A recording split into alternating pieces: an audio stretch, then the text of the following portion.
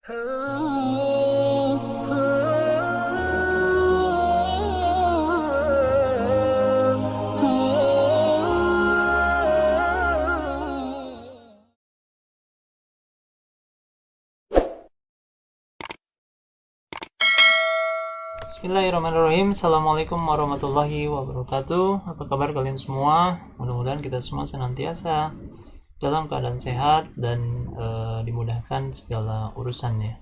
Amin amin ya Allah ya Rabbal alamin. Masih bersama saya Mr. Good di channel Informatika Semawang, seri belajar informatika dari dasar ya. Kali ini kita masih berada di seri belajar Google Sheet ya, dimana kita sudah sampai di pertemuan keempat kemarin dan sekarang kita masuk ke pertemuan kelima ya, dimana pertemuan selanjutnya ini kita akan lebih membahas mengenai studi kasus yang harus kita selesaikan menggunakan Google Sheet ya. Sebagai pengantar saja supaya kalian tidak lupa bahwa Google Sheet ini sama dengan Microsoft Excel ya, dan fungsinya adalah kita akan dimudahkan dalam mengolah data menjadi informasi. Itu saja mungkin. Untuk selanjutnya, studi kasus selanjutnya kita akan coba untuk membuat sebuah grafik ya. Jadi kita akan coba mengumpulkan data ya, berdasarkan jumlah siswa yang ada di Seman 2 Padalarang gitu ya. Untuk jumlah siswanya mungkin saya akan saya akan memasukkan data yang tidak secara real ya. Artinya ini hanya data bayangan saja nanti yang akan saya masukkan, karena ini akan menjadi sampel saja ya. Sedangkan kalian nanti silahkan kalian mengumpulkan data berdasarkan data dan fakta yang ada di lapangan ya. Jadi nanti bisa digunakan untuk melakukan analisis data mengenai jumlah siswa, apakah ada kenaikan, penurunan ya, berdasarkan grafik yang akan kita buat ya pada studi kasus kali ini. Baik, langkah pertama kalian harus membuat sebuah tabel seperti ini ya. Tabel grafik jumlah siswa Seman 2 Padalarang, tahun jumlah siswa ya, dari tahun 2018 sampai 2022. Artinya 5 tahun terakhir ya, bagaimana jumlah siswanya. Kemudian sumber datanya dari mana ya kalian dapatkan. Ini saya copy saja supaya lebih menghemat waktu. Oke. Nah, di sini saya akan bekerja di sheet 3 ya. Oke, sheet 3 di sini saya akan rename dan beri nama studi kasus 1 gitu ya. Grafik data siswa. Grafik jumlah siswa. Gitu ya. Nah, seperti itu. Setelah itu saya akan paste ya di sini, klik kanan, paste. Nah, seperti itu. Saya tinggal lebarkan saja supaya lebih rapi. Nah, gitu ya. Oke, kalau sudah kalian coba buat tabel seperti ini, baru nanti kalian lengkapin datanya ya. Ini saya akan masukkan misalnya 1000 gitu ya. Kemudian di sini 1200 misalnya jumlah siswanya. Kemudian di sini 900 misalnya. Kemudian di sini 1500. Kemudian terakhir misalnya 950 gitu ya. Sekali lagi ini hanya sebuah sampel data saja, artinya jangan menganggap bahwa ini data yang benar ya, ini hanya sebagai sampel.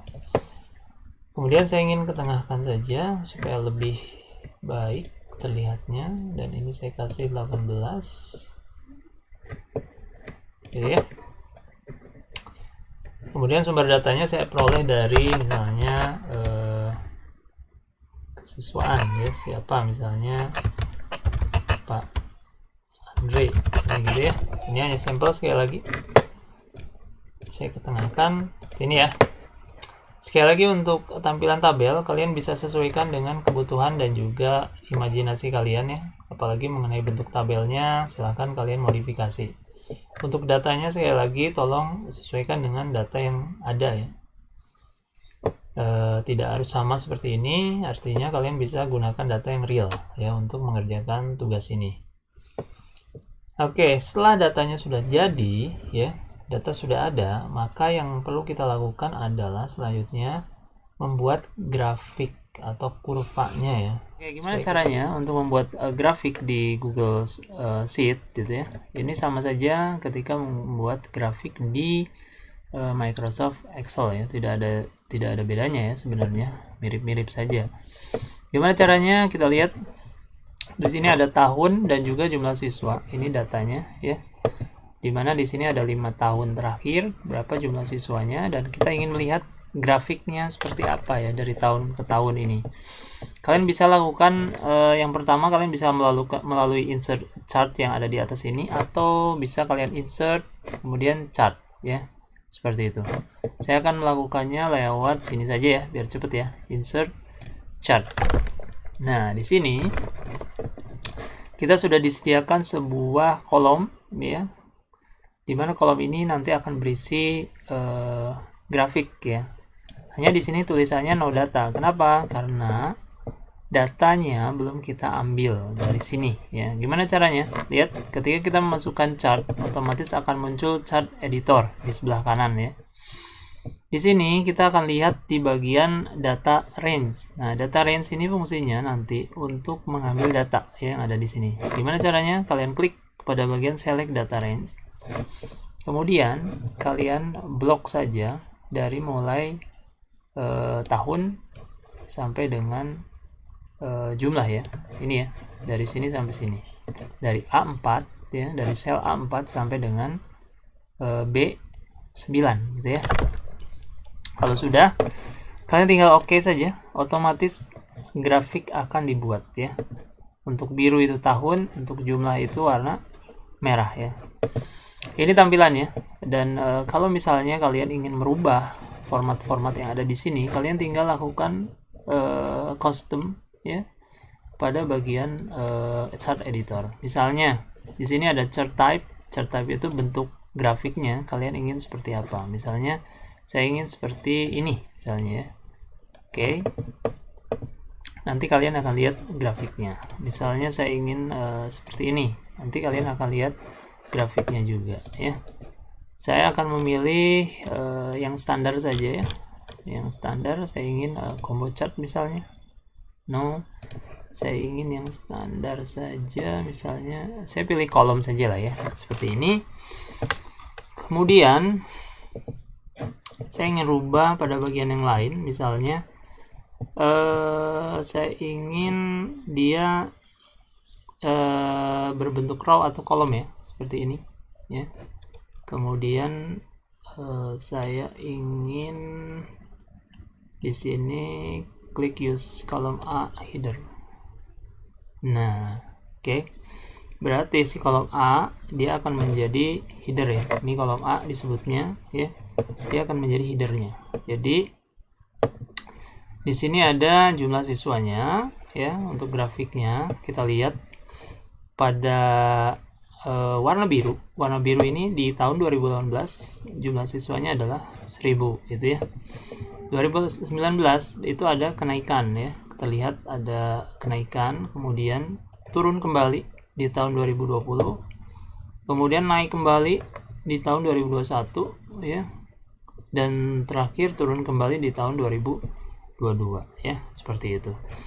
Kalian bisa lakukan editing sesuai dengan kebutuhan kalian ya. Jadi ini disesuaikan saja. Misalnya kalian ingin coba yang lain, saya tidak akan menjelaskan satu persatu fungsinya karena cukup banyak ya. Kalian tinggal klik saja misalnya bagian custom, di custom ini saya ingin memberikan judul misalnya ya. Di sini ada chart and axis title. Saya ingin memberikan judul misalnya grafik jumlah siswa SMAN 2 pada larang. Gitu ya. Nah, seperti itu misalnya. Kemudian untuk fontnya saya ingin bold ya. Kemudian untuk title fontnya saya ingin white seperti itu. Oke, kemudian saya ingin dia ada di tengah-tengah ya. Sudah, kemudian apalagi ya, untuk legendnya kita lihat ada apa di sini. Saya ingin bold ya, legend itu ini bagian legend. Kemudian jenis tulisannya saya ingin serif saja.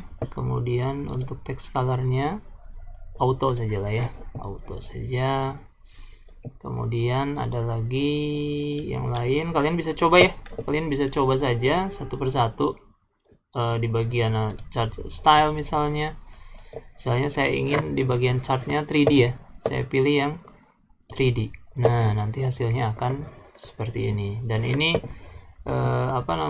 kalian bisa pilih sesuai dengan keinginan kalian ya. Jadi sesuai dengan imajinasi kalian, yang penting tidak merubah esensi atau nilai dari tabel tersebut gitu ya, karena kalau merubah ya otomatis datanya akan berubah seperti itu. Ini adalah tampilan dari grafik ya, jumlah siswa SMAN 2 pada larang dari tahun 2018 sampai dengan 2022 ya, seperti itu ya. Ya, mungkin itu saja untuk pembuatan grafik. Sekarang kita coba close ya. Ini kita close. Ini kita close dulu. Oke, ini kita geser ke sebelah kanan ya. Ini ke kanan supaya terlihat lebih jelas. Nah, seperti ini ya.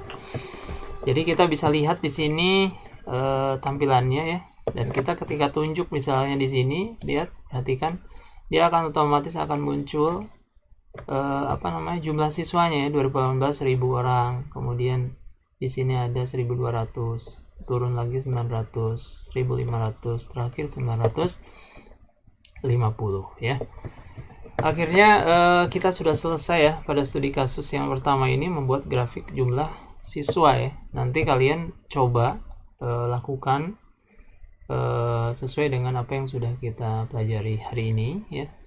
Dan kalian boleh memilih macam-macam jenis chartnya ya, yang sesuai dengan keinginan kalian, yang tentunya tidak merubah esensi dari data ya, supaya yang utamanya adalah dimana grafik yang akan dibuat itu mudah untuk dibaca ya. Artinya jangan sampai kita membuat grafik yang bagus tapi dia tidak mudah dibaca, artinya dibaca datanya ya, seperti itu. Apa fungsinya kita mempelajari grafik ini? Artinya kita bisa melakukan analisis data dengan mudah ya. Itu saja mungkin untuk materi kali ini. Alhamdulillah ya, kita sudah selesai di studi kasus yang pertama, yaitu membuat grafik jumlah siswa. Mudah-mudahan ini bisa membantu kalian dalam membuat analisis data yang lainnya ya, dengan studi kasus yang lainnya gitu. Misalnya kalian bisa membuat grafik berapa jumlah siswa yang melanjutkan ke perguruan tinggi, kemudian berapa jumlah siswa yang memilih bekerja, dan berapa jumlah siswa yang memilih untuk berwirausaha ya. Itu saja. Mungkin kita akan bertemu lagi nanti di studi kasus yang lainnya, tentunya masih di seri belajar Google Sheet ya. Itu saja ya. Terima kasih atas segala perhatiannya. Mudah-mudahan bisa diterima. Kita akhiri dengan doa kafaratul majelis. Subhanakallahumma wa bihamdika asyhadu an la ilaha illa anta astaghfiruka wa atubu ilaik. Assalamualaikum warahmatullahi wabarakatuh.